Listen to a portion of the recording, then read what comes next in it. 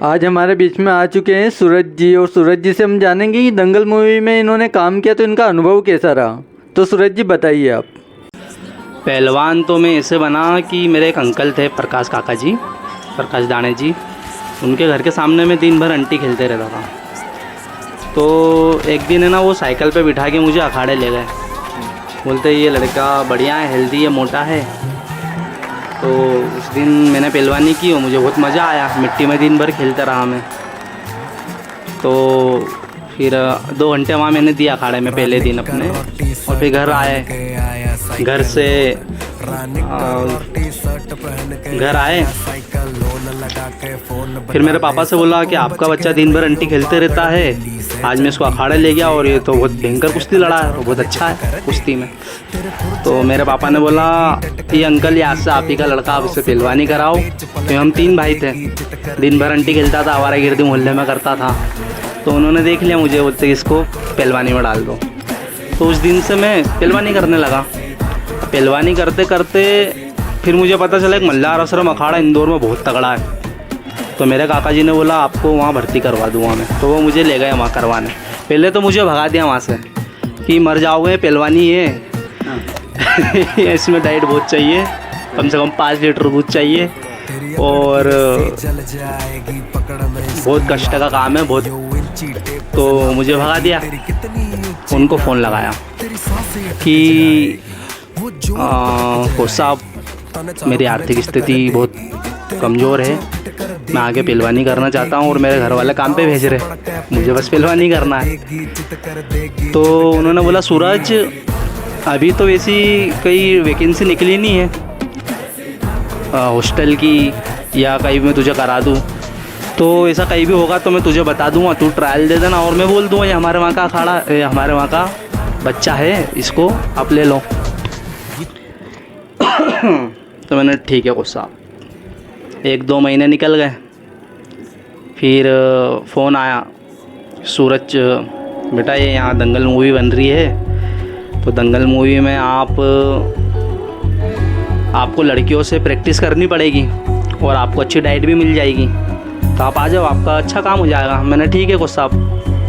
मैंने बैग उठाया, अवंती का 100 प्रेस ट्रेन थी, जर्नल में बैठा, टिकट भी नहीं लिया क्योंकि हमारा कोच साहब सीटी आई है रेलवे में, कृपा शंकर पटेल जी। तो वैसे ही बैठ के निकल गया और फिर वहाँ गांधी वैली में उतरा। गांधी वैली से वहाँ बैठा मैं साई सेंटर में बैठा रहा वहाँ। मैंने अब हमारा कोच साहब अब बैठा रहा बहुत देर तक कि अब आएंगे गुरुजी, अब आएंगे। तो वो आए, मुझे बिठाया बाकायदा और फिर हम ट्रेनिंग के लिए चले। आज दंगल मूवी से जस्सी पहलवान जी आए हुए हैं जो गीता बबीता के साथ फाइट कर चुके हैं, और इंदौर से दंगल मूवी तक का जाने का सफ़र उन्होंने कैसे तय करा। तो आज हम जस्सी पहलवान जी से पूछना चाहेंगे कि दंगल मूवी का सफ़र कैसा रहा उनका। दंगल मूवी में रोल तो मुझे कैसे मिला ये मैं बताता हूँ आपको। दंगल मूवी में मैं जिस वक्त गया था,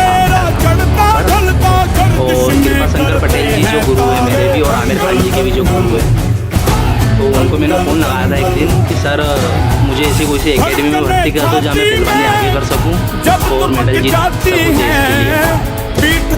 तो उन्होंने बोला सूरज अभी तो ऐसी कोई सी वैकेंसी नहीं है, जब निकलेगी तो मैं तुझे बता दूँगा, तू ट्रायल दे देना, देख लेंगे हो जाएगा। ठीक है। तो फर्स्ट ही रोल आपको मिला, तो आपने सोचा था कभी कि दंगल मूवी में फर्स्ट किरदार ही आपको मिलेगा? मैंने कभी सपने में भी नहीं सोचा था कि मुझे रोल मिलेगा दंगल मूवी में। और जहाँ पर इतने बड़े सेलिब्रिटी और जो दुनिया उसके पीछे पड़ी है उस रोल के पीछे, जहाँ पर लोग क्या क्या करते हैं, वहाँ मुझे डायरेक्ट रोल मिला, और सिर्फ कृपा शंकर पटेल जी कोच साहब गुरु जी की वजह से। और इतना बड़ा रोल, और पूरे इंडिया मुझे जानता है, मुझे फ़र्क है। और गीता बबीता से मिलने का भी आपका कभी सपना होगा कि इतने बड़े स्टार है जो हमारे भारत के, तो उनसे फाइट करने का कभी आपने सोचा था कि कभी ऐसा हो सकता है हमारे साथ? गीता बबीता तो ठीक ही है। मैं जब इंदौर से गया था तो मैं यही सोच के गया था कि गीता बबीता से मिलूंगा, लेकिन जब मैं पहली बार मेट पे खड़ा हुआ, कांदी वैली में शूटिंग चलती थी दंगल मूवी की, प्रैक्टिस की रेसलिंग की, तो मैंने फर्स्ट टाइम है ना उनको देखा, फातिमा साना शेख मैडम और सानिया मल्होत्रा मैडम को। तो मैंने सोचा ये क्या गीता बबीता है, ये तो दिख ही नहीं रही गीता बबीता, इतने स्मार्ट, इतने गोरे चिट्ठे, तो ये कैसे हो सकते गीता बबीता? तो मैंने ये तो नहीं है।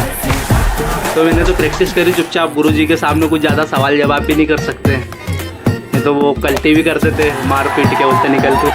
जैसे मुझे तो पता नहीं था कि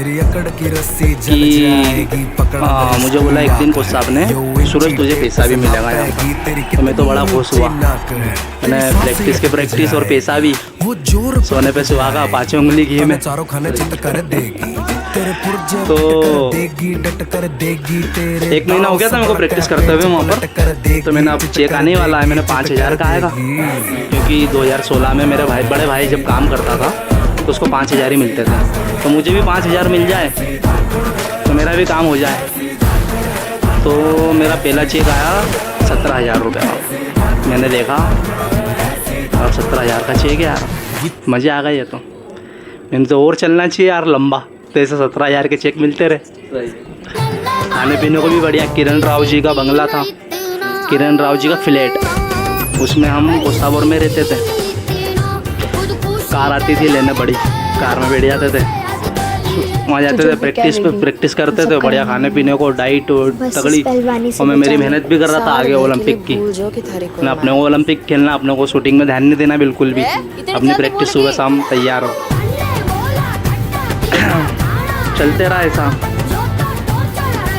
फिर एक दिन हितेश तिवारी जी आए, शूटिंग चालू, पहलवान होंगे, उनको भी आपको आमिर खान के जी के साथ में देखने को मिला होगा, तो उनके साथ में मतलब कुश्ती लड़ करके और आमिर खान जी से कुछ सीखने को भी मिला होगा आपको, तो आप उनके भी बातें बता सकते हैं। मैं आमिर खान सर ने एक बार मुझे ना सर कह के बुलाया था, सूरज सर ये टेक्निक कैसे होएगी।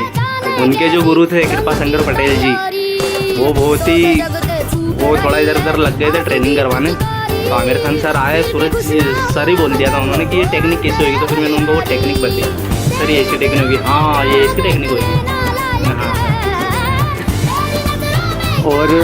और मैं पूछना चाहूँगा सूरज सर जी से कि उनको दंगल मूवी में मतलब काम करके और आमिर खान जी से क्या क्या सीखने को मिला है, तो वो आज बताएंगे हमको, हमारे बीच में बैठे सूरज सर।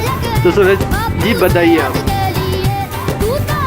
मुझे आमिर खान सर को जब मैंने पहली बार देखा तो फर्स्ट पार्टी में उन्होंने बुलाया था हम लोगों को, हम 4 लोग थे, कृपा शंकर पटेल जी जो आमिर खान के गुरु है, मैं उनके साथ रहता था, और एक शाम पहलवान था, और